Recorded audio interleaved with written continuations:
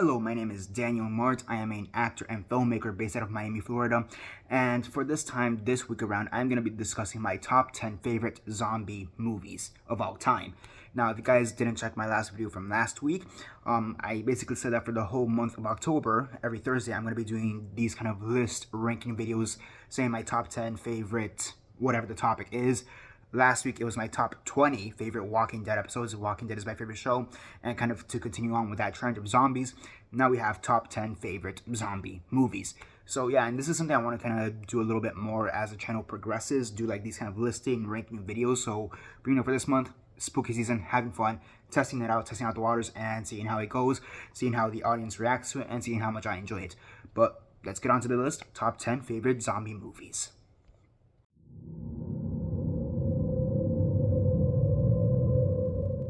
So first off on the list, we have Warm Bodies at number 10. And this is a movie that I feel like a lot of people have kind of forgotten at this point, if I'm being completely honest. It's basically, the simplest way to put it is Romeo and Juliet as zombies, or in a zombie environment. R is Romeo, he's the main zombie played by Nicholas Hoult, and Juliet is the girl. I forget who plays her right now, but there you go, that's the name right there. I really enjoyed this movie, and I think the one thing I really like about this movie is just the world building, because you do have this society, it's basically a city, a civilization, who they know that zombies are a threat, but the zombies themselves also know, like, hey, the humans are a threat. But then you have this one zombie, R, who's like, are humans a threat? And then he slowly comes back to life, quite literally, because of the power of love, like straight up. I don't know, I just really like it. Because of that, I just really like it. It's just something you never really see in the zombie genre. I mean, you do see romances, you do see love stories, but you never see a love story between a zombie and a human, a person. I think for very obvious reasons. It's not really something that's ever been thought about, but I mean, I don't know, just the concept of it, Romeo and Juliet in this zombie apocalypse environment, I really like it. And honestly, even the world itself, the environment itself, you have the airports, the actual civilization, even the house they rest at for right there in the middle of the movie. I just really like those environments. I really like how the feel, if that makes sense. And I don't know, something about this movie is just kind of cozy. I don't know why. It's really weird to describe a zombie movie as cozy, but yeah, this movie is cozy, and because of that, I just really like it. Number 9.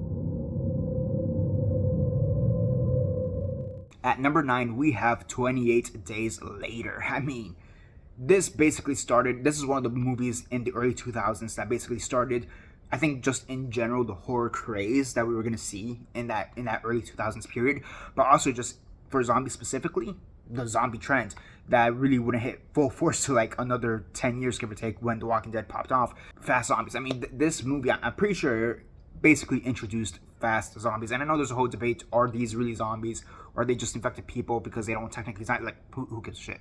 Honestly, who really gives a shit? It's considered a zombie movie. Who gives a fuck? It's a zombie movie. And fast zombies are terrifying. like let's be honest. Like, fast zombies have always been terrifying. They will be terrifying. They just are. And this movie specifically also just really influenced a lot of zombie movies coming up, and even The Walking Dead to a certain extent. Similar to Warm Bodies, I also really like the world building in this movie, because you do have Jim, who basically portrayed by Cillian Murphy, Oppenheimer right now, who he's waking up in his hospital, and a lot of people say, oh, this ripped off The Walking Dead. I mean, no, if anything, The Walking Dead ripped this off, even in the comics. So, but there you go. But that's how iconic this movie is, that The Walking Dead technically ripped it off. Go for it. There you go. But, onto this actual plot. You have Jem, who's waking up after, about a month, 2 months of being in some kind of coma. It's very similar to The Walking Dead, or I guess The Walking Dead is very similar to this, whatever. And he's just trying to survive. And unlike Rick, where he just has to deal with those slow zombies, no, he's got fucking sprinting zombies coming up his ass. And if not for the people who saved him and the group he encounters throughout the way, I mean, he'd be dead a long time ago. And honestly, the survivors, I don't know why I'm forgetting their names right now, but the main group of survivors in this movie is just a very likable cast. And then when they eventually get to the military base where all hell breaks loose, I mean, that's all I gotta say, all hell breaks loose, and it's very fun. It's a very fun hell that lets loose at that point. And next up, we have Reanimator at number 8.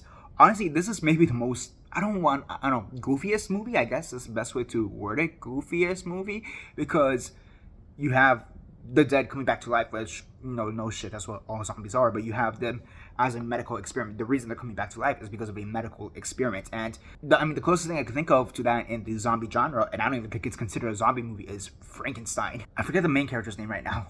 Well, I don't know why I'm blinking out on names right now, but the main character, is it Herbert? Herman? Something like that?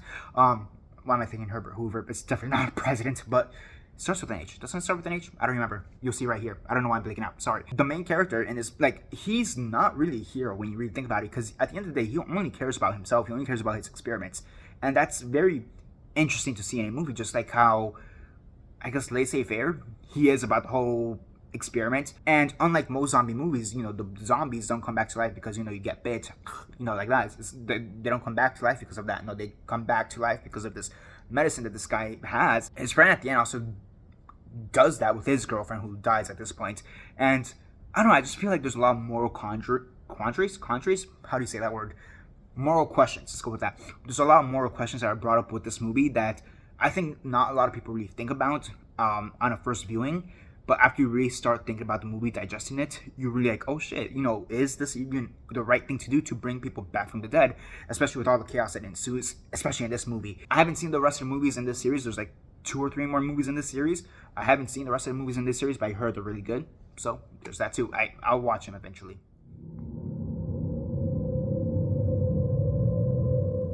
Next up, we have Day of the Dead at number 7, also from 1985, just like Reanimator. So yeah, we had some bangers in 1985. But honestly, Day of the Dead made objectively, in a story sense, may just be the best of the Dead movies. To be honest, granted, I do have a few other of the Dead movies higher up on this list because, again, my personal list, my personal favorites. This may very well be objectively the best one.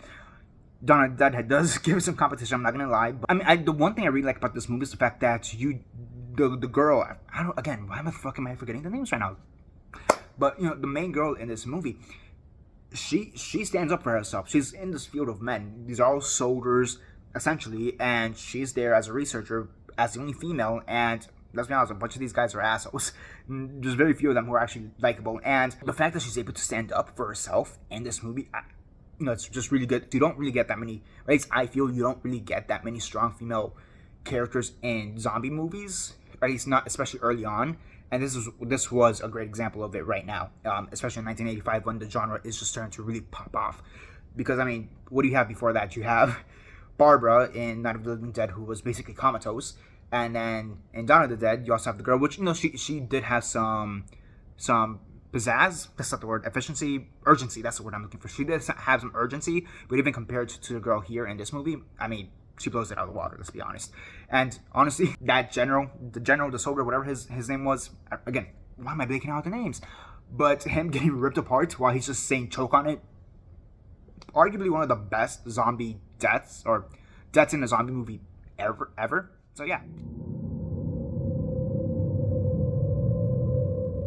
Next up, we have Shaun of the Dead. So yeah, back to the British, back to 28 Days Later. Nothing like 28 Days Later, aside from the fact that they're both in Britain. Does this take place in London as well? I don't remember.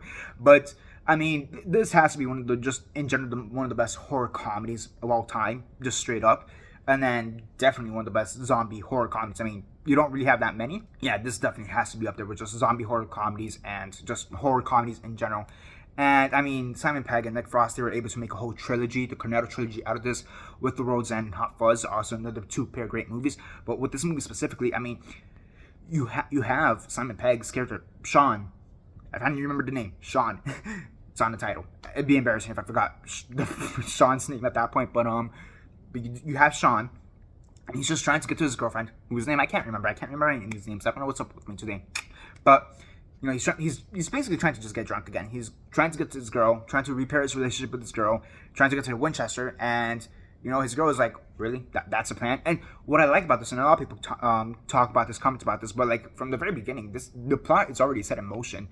Nick Frost, he says it, this is what we're going to do from A to Z at the bar, and from A to Z, from the rest of the movie onwards, that's what happens, and clever bit of foreshadowing. Overall, this movie is just very, it is also very comedic. I think you can't really talk about this movie, Shaun of the Dead, without saying the comedic aspects of it, and it's just it's a very light movie, I guess, in a sense, which is very weird to say because you do have death, especially towards the end. And it's a very, I guess, it knows how to keep the mood, the air, the atmosphere light, and because comedy.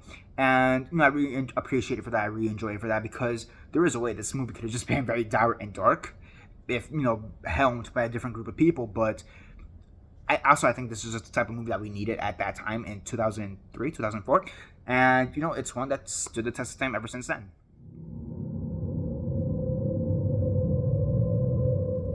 Number 5, Scooby-Doo on Zombie Island. Okay, straight up, this is just a childhood favorite movie of mine. Like, this is, I grew up on Scooby-Doo, straight up. I grew up on Scooby-Doo. I saw the original run of Scooby-Doo, the Scooby-Doo series, Where Are You, Scooby-Doo? I've seen Mystery Incorporated. I've seen a lot of the Scooby-Doo movies. I haven't seen Velma because fuck that shit, but I've even seen a lot of the animated Scooby-Doo movies that direct to TV, direct to DVD. I'm pretty sure I've seen like the first 10 to 12 for sure. I've seen them because they were always on reruns when I was young. And there's a reason why this one specifically is considered the best Scooby-Doo movie and arguably just one of the best Scooby-Doo pieces of media, I think, in general. And it's because this one actually has genuine scares. I mean, granted, it's a kid's horror film at the end of the day, but it still has genuine scares. And there's moments in this movie that still genuinely scare me, like the transformation when the French people, the Bayou people, whatever they're called, when they I can't remember the names. I don't know why. Whatever. But, when they start transforming into the werecats, not werewolves, werecats. There's a difference. But when they start transforming into the werecats, I mean, that's just really creepy as shit. The animation is just so, frightening. I remember when I was a kid, that legitimately scared the shit out of me. So there you go. But, I mean, again, it's just Scooby-Doo. It's something from my childhood. I've always just really enjoyed it. And honestly, it's just great. And Terror Time Again, one of the songs, there's 2 songs, Terror Time Again and The Ghost is Back. Both banger songs, but Terror Time Again blows it out of the water. It's one that I genuinely go back to and listen to just for shits and giggles, for fun. It's quite literally on some of my playlists. It's that good of a song. And again, Scooby-Doo. Scooby-Doo. It's a great.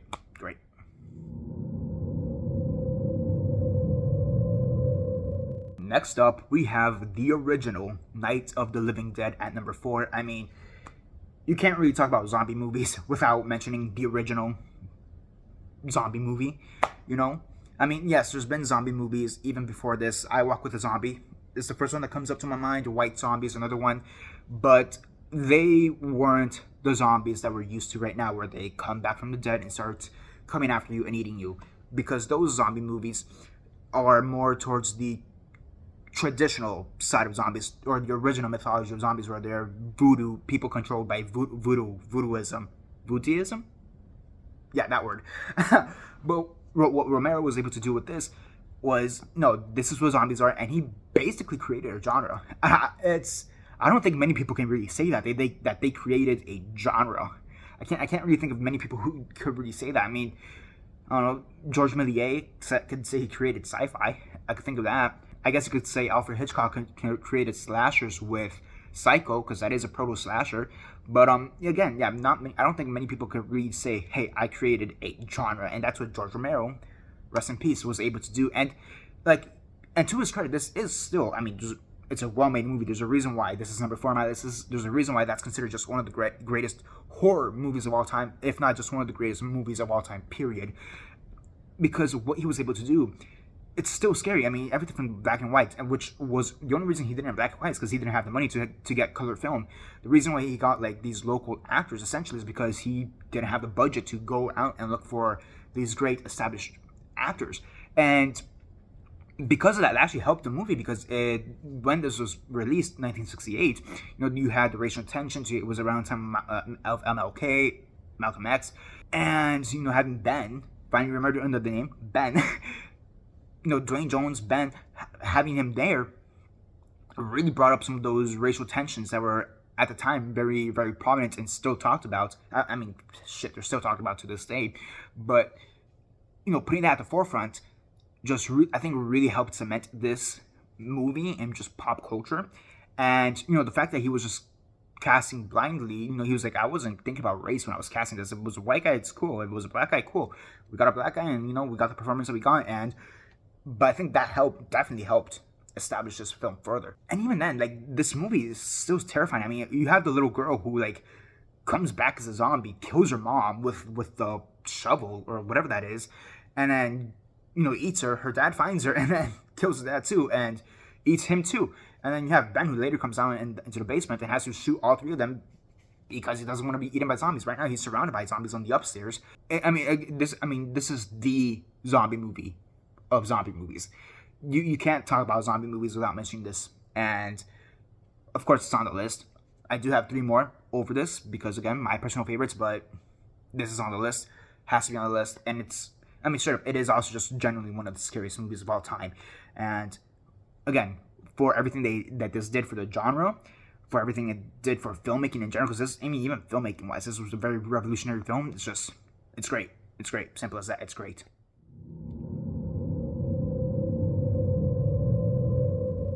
Okay, next up I have Dawn of the Dead 2004. And I know I'm probably gonna get some fucking comments on this one, but like, okay, hear me out. So to start off with, 2004 Dawn of the Dead is actually the movie I grew up with, which, I mean, may sound kind of blasphemous because the original is, don't get me wrong, it is a fantastic movie, don't get me wrong, but the thing with 2004 Dawn of the Dead, for me, it's one of those seminal movies I saw growing up, which, I mean, sounds kind of weird because the first time I probably saw it was when I was like 14, give or take. But yeah, it's just one of those movies that, for me, it's one of those movies that just helped me cement my love for cinema, for movies, and that's why I have it that this far up on the list. Because I'll be honest, I didn't see the original Dawn of the Dead until just a few years back. However, this one I've been seeing for years, almost a decade at this point. And, you know, similar to 28 Days Later, it's one of those movies in the early 2000s that really helped cement just horror as a genre as a whole, helped cement it into the public consciousness once again, because it went fucking down during the 90s.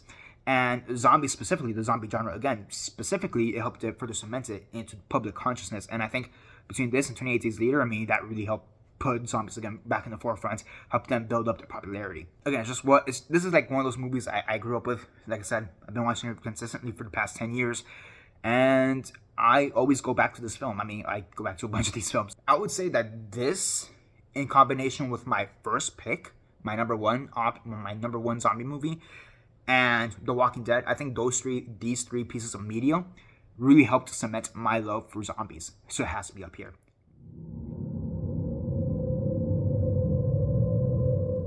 At number 2, we have Train to Busan. So just when people thought that the zombie genre was dead in the water, because this would have been right around the time that Rick left The Walking Dead, give or take, we have Train to Busan, who really kicked it back into gear just for a little while longer. And I mean, yeah, Train to Busan is just a great movie. This is a movie that, had I seen it earlier, I mean, I couldn't have seen it earlier because this came out 2019. But let's say if this was out 2014 when I was watching Dawn of the Dead, or 28 Days Later, this one is another movie that would have further cemented my love for zombies. And I mean, when it came out, yes, it's still further cemented my love for zombies. And it's one that I've just kept coming back to time and time again. And for this one, I'm not even going to try to remember the fucking names. Like, I probably wouldn't be able to pronounce them, but like, all the characters, except for that one asshole, but all the characters are just really likable. And I mean, just have so many iconic scenes, from when they have to go against the zombified baseball team, and then the one kid, he can't do it because that's literally his friends right there that they just turned, or even the madness at the train station when everybody's trying to get back into the train because the military is literally just zombified and they're rushing at them. The camaraderie between the two fathers too, I mean, because initially they don't like each other because they almost got each other killed at certain points, but even then, the bigger father, the soul, Mr. Soul, he sacrificed himself at the end. Like, he always did the right thing to save everyone, even if it went against, I guess, his better judgment. I guess that's the best way to word it, because I mean, his better judgment is always to save people regardless of the situation. But it's just the fact that now he has to save this one guy just to get back to his little girl. I mean, let's be honest, his death scene is honestly one of the most tragic death scenes in zombie movies, and just arguably probably movies ever. The other thing with this movie is that I don't watch that many movies with my father. It's just not something I do, but this is one of the few movies I have seen with my father, and, you know, that kind of helps it put a special place in my heart. because, you know, me and my father don't really have that many moments, especially when it comes to movies. So, you know, I really like that. That's another reason to add it to the list, especially this high up, number 2. I mean, it's just an incredible movie. And honestly, that also helped further propel the Asian market in general to making zombie movies, because, you know, you do have stuff like #Alive. There is a school zombie show right now on Netflix. I forget what it's called right now. It's not Alice in Borderlands. It's not that, but there's another. I forget what it's called right now, but that did open the markets in just Asian cinema to like make zombie media as well. Really, it's honestly it's just one of the best horror movies in recent years, period, and especially in zombies. And actually, fun fact, this actually is part of a trilogy. Not many people know that. A lot of people know, hey, yeah, it's got a sequel. It's called Peninsula, which was alright at best, but there is actually a prequel called Seoul Station, which I really do think you should watch. It's actually an animated prequel. It's an animated movie, and it came out around the same time as Train to Busan, and I actually really like it. A lot of people don't seem to like it, or at least there's a twist that a lot of people seem to really hate, whereas I wasn't bothered by the twist that much, but, you know, that's just me.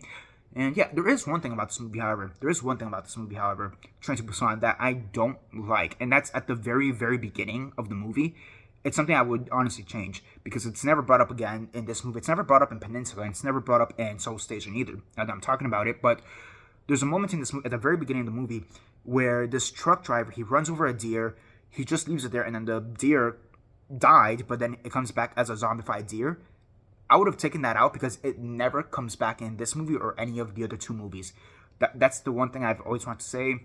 So yeah, let me just get that out of the way here before I go on to my number 1 pick.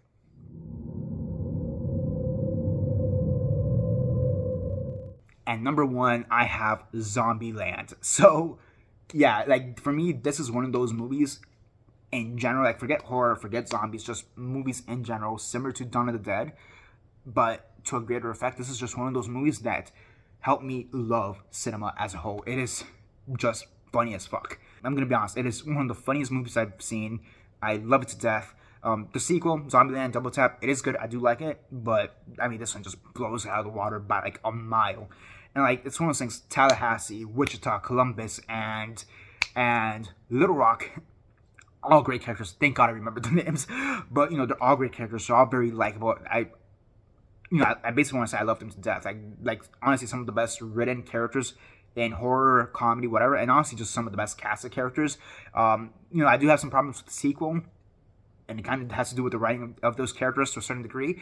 But, you know, because of that, we could just ignore the sequel for now and just stick to this movie. I mean, it's honestly just, it has a lot of great moments. I mean, also you have Jesse Eisenberg fucking smashing a clown with the mallet, you know, to save Trista. That's her real name, Wichita.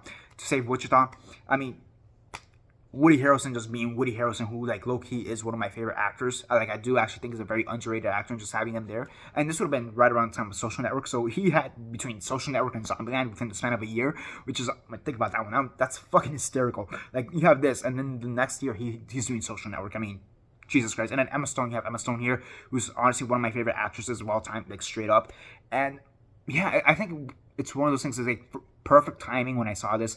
Right time, right movie type of thing, and yeah, I really love Zombieland. It has a bunch of great stuff. The only bad thing about this movie, and it's more of a retroactive thing, but it's the fact that it has Amber Heard. So, yeah, as Amber Heard. Luckily, she dies in this movie, so fucking great.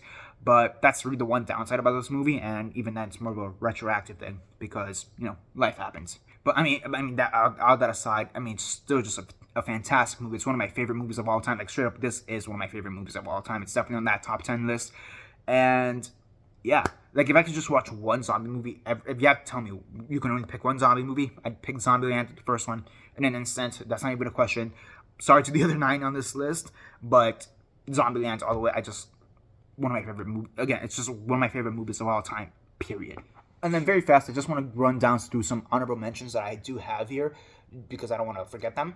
But they are The Dead from 2010, World War Z 2013, The Girl with All the Gifts 2016, Dead Snow 2009, La Horde 2009, and The Return of the Living Dead 1985. So those are the honorable mentions. I just wanted to mention them very fast before I forget. And yeah.